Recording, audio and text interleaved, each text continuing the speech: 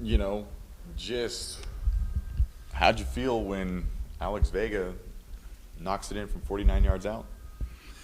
Well, I think at that point, obviously there was everybody had a tremendous feeling of excitement.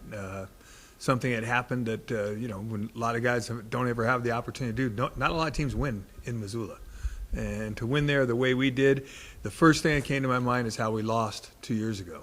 And we weren't going to let that happen again, and it was an incredible feeling that we were able to reverse the fortunes, so to speak, in Missoula with our 2015 team, showing the courage to come back and go 11 plays and 33 yards to give us the opportunity to a 4th-and-1 stop, 11 plays and 33 yards, and then a 48-yard field goal by a redshirt freshman. And really, if you put all three of those things together, you talk about a team victory there at the end. It's everybody having the belief and the confidence that the game wasn't over after the safety.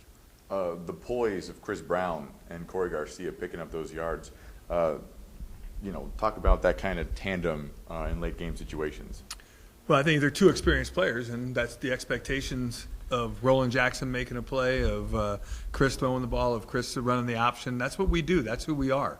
And with 2 timeouts left, we had more than enough time to run it. Now, I was a little concerned on the last run, but we had done a good job, and Coach Tuatelli has done a good job of coaching our guys about time and about using the sideline. He ran the play into the boundary, which gave us the opportunity to get out of bounds and stop the clock.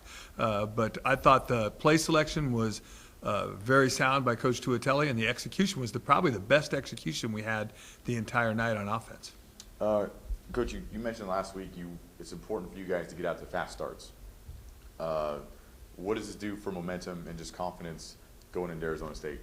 Well, I think there's no question that we feel very good about winning the game. To be honest with you, we made a lot of mistakes in that game. And a lot of first-game mistakes that could have cost us the game. But in reality, the thing that really stood out to me was the ability to face that adversity that sometimes we created, sometimes they created it, and overcome it. And I think as a team that we're looking for maturity from, I think that was probably a great step forward towards being successful in 2015. Arizona State gets out to fast starts. They put up points big time in the first quarter. How do you slow them down, and how important is it to kind of slow down their offense starting out? Well, this is kind of a different beast. I mean, they're legitimate, athletically legitimate. I think that it's an outstanding football team. They're not picked by some people to win the Pac-12 South, which is arguably the best conference in the country. They're not picked to win it without the athletes that it takes to win that type of a conference. They're extremely athletic. They're very experienced especially on the offensive side of the ball, and defensively, they're gigantic and fast. And physical, so we have a great challenge ahead of us. But I think it's every game, and it's every game the opportunity to get better. I use the analogy with our team. I play cards to win. If I'm playing my wife in a game of gin, I'm trying to beat her. So regardless of what game you're playing or whatever you are, I think we have to ask our team to be extremely competitive. And we are a competitive football team, and that's what we aim to do Saturday night, is go out and compete against a very athletic team. Can we slow them down? That would be the goal, is to slow them down and not give up big plays. And if you don't give up big plays to very good opponents, then you probably keep yourself in the game. What did you see against Texas A&M that you think you could take advantage of? Well, I don't know if we saw a lot that you can take advantage of. They played extremely well on defense. Really, if you take 5 or 6 plays out of the game, they probably still win that game. The punt return for a touchdown hurt them. There's a bubble screen for a touchdown that hurt them. There's 2 roughing the kicker penalties on them that hurt them. They had opportunity, and they had some other opportunities to probably score some points. They lost that game, I guess is the best way to say it. And I think that they feel that way too, that if you could reverse 5 or 6 plays, the outcome of that game would have been much, much different. It's 17-14 with 7 or 8 minutes to go in the fourth quarter. So in playing in Texas against a very good Texas A&M team, I think that they're going to learn a lot about themselves, and that's probably my biggest concern, is what they truly have learned from that game and how much they're going to improve in game 2 at the things in the areas they did make some mistakes. And if they come out and start getting honest fast, that'll be an issue. That'll be something that'll be difficult for us to deal with. They play fast. They are fast. They're big and physical on offense, and they can really run on defense. And then you add those same athletes to their special teams, and that adds up to a handful for Cal Poly. Coach, a lot of people were expecting a higher scoring game on Saturday night. Ended up not being quite as high as a lot of people thought. Despite them running 50-something plays in the first half, you guys were able to kind of slow them down in the second half. How important was that first long drive of the second half? That was pretty much the halftime talk, was with our coaches and with our players, is that we needed to have a great drive to start the second half. Didn't have to result in a touchdown, but we needed to keep our defense off the field just a little bit. They only ran 11 plays in the third quarter. That's great execution by our offense. And the reversal of fortune. We ran 89 plays, they ran 92 plays. And I said from the get-go that we play the same style as them, except we run it and they throw it. You know, and I think that that running the ball 17 times, that's 8 minutes of clock that went away in the third quarter, and we got 3 points, and we were ahead 17-14. That had a large part with us being fresh enough, probably on 4th and 1, to make a stop that gave us the opportunity to get the ball back and gave us the opportunity to go win the football game. So defensively, Josh Brown did a tremendous job, I think, game planning. But I think more importantly, I think any coach will say this: game plans are great, but players buy into the game plan is most important.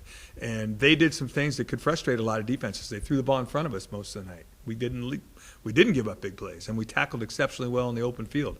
Those were the challenges we gave our guys. And then when they tried to make some big plays, a couple of times they threw it to BJ. So I think our patience and our maturity on defense really showed through, and I thought it was a great game plan, like I said, and I think even better was the execution. If I think I could have one thing back on defense, it would have been the end of the half drive, of which the offense, we could have helped it out a little bit too. But I think overall, a very, very fine performance by our defensive football team. What kind of a game did you feel like Saga called? Well, you know, the thing is we have to deal with every year is, you know, every year we go into a game, especially game one, and we think we're going to get a certain thing. And then when we don't get it, sometimes it's a tough recovery. You know, and during the course of the game, you know, there were some times, you know, where we were, you know, felt like we could do some things and all those great things, but we still maintain that our game plan is, what's 4 times 2.5? It's 10, I think. You know, I'm not the smartest guy, and I think 10 yards is a first down. So if that's the way teams want to play us, that's the way we need to play. And then pick and choose when we can throw a ball to Roland Jackson or Jordan Hines or Willie Tucker and try to make an easy touchdown, which we were able to do too. I think if I was disappointed in anything, it was just our flat execution on offense overall wasn't as crisp. It wasn't midseason form for sure. But when you look at it, we still had 330 yards rushing against a team that beat the number 1 team in the nation the week before. You know, I'm more than pleased, but I think we can be much, much better on offense. So how important also is Joe Prothro then in terms of, I don't think he had a rush over 8 yards, but rushed it, you know, almost 30 times, and talk about his game. If they're going to play as many people as they played in the box, you know, we're not going to get a lot of 70-yard touchdowns, but he came close a couple of times. Jared Mohammed ran the ball well at fullback as well. But Joe Prothro understands his role. Now, do I expect Joe Prothro at a certain point in time to have a 55-yard touchdown run? I do. I think he's that good. I think he's going to be a great replacement for Brandon Howe, who had an exceptional year last year. And we kind of felt very strongly that we could put the ball in Joe Prothro's hands and move the chains. And I think that he did that and did it very well. And he'd be the first guy to say that, you know, if you watch the film and watch our offensive line getting off the ball at certain points in the game, we were very good. And, you know, we need to improve on the execution of a lot of other things. But the fullback part of the game was more than acceptable for the first game Saturday night. How's your team's health after the first game? It's the questions start coming now after game one. What's your injury report Well, I mean, look like? you know, in the game of football, I mean, there's bumps, there's bruises. Just hopefully there's no breaks. Let's put it that way. And we have a couple of guys that haven't practiced this week, and we'll be in our 3rd day tomorrow.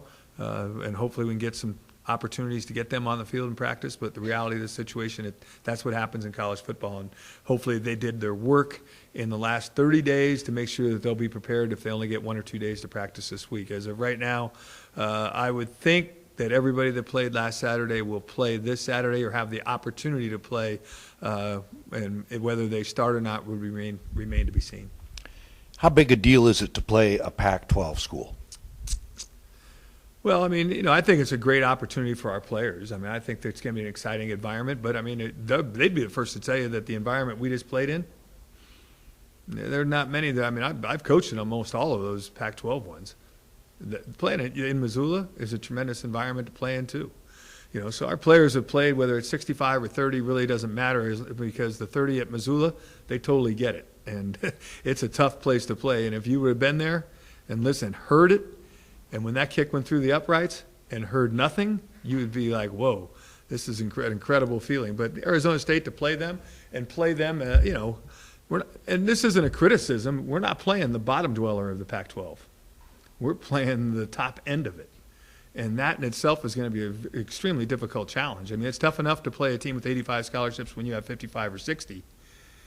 But to play the top half of it, that's tough. I'm a firm believer that the best FCS schools can play against the middle of the pack FBS schools and play well. The 6 and 6 teams in a lot of conferences we can go play and beat. The Wyomings of the world, we can go get those guys. To go get a team like Arizona State or USC or UCLA right now, those are tough games. So the deal is, I want it to be a great experience for our players. We're going to get there Thursday night. We'll practice Friday, play Saturday. I hope that we're competitive, and I hope we play better than we played last Saturday. And to be honest with you, is that going to guarantee us a win? No. I just want to be competitive and play as hard as we possibly can. And hopefully it'll make us better for the next 9 games that we have left this season. How do you think Pauly matches up with Arizona State? Well, physically, they're going to be much bigger and much stronger. There's not a question. They're probably faster. But we've played against teams that are bigger, faster before, and, I hate to say anything, that's one of the reasons we run the option, is because we're not the biggest team in the United States of America, but we're good at what we do. And if they're good at what they do as far as defending it, then so be it. And defensively, if we can build and play as fast as we played the other day, we'll be all right.